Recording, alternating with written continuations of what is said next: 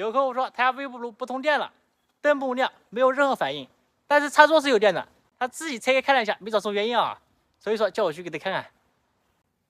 打开了，里面就这样子的。小微波炉不通电，我们首先看一下保险丝有没有损坏。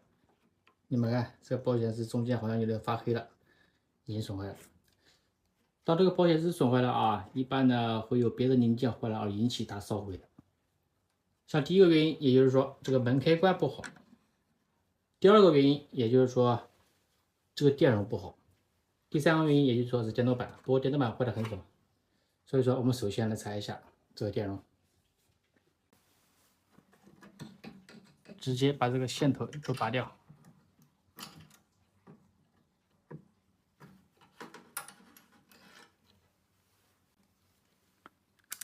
用汪表封面打，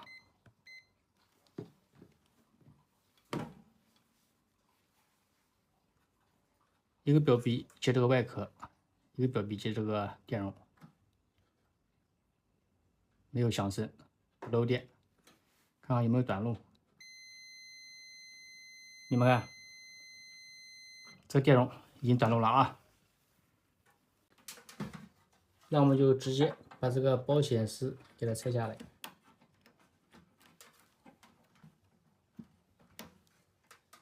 你们看，已经发黑，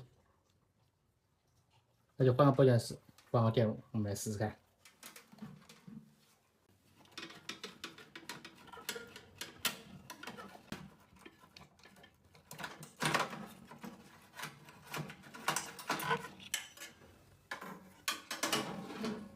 像这个电容都是一个0.9微法的，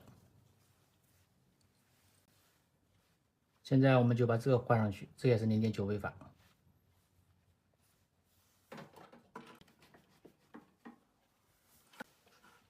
线头全部插好，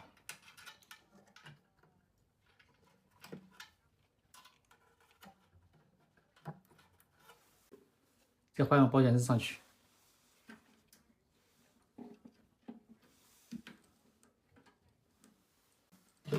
壳子装好，试一下。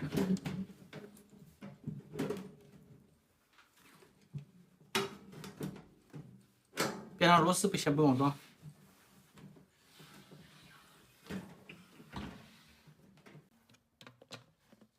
插电，打开，接点水进去。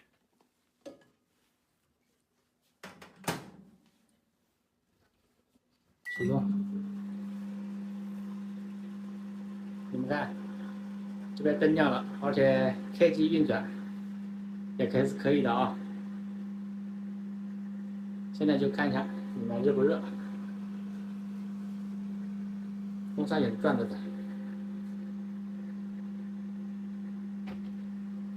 应该是没问题的啊。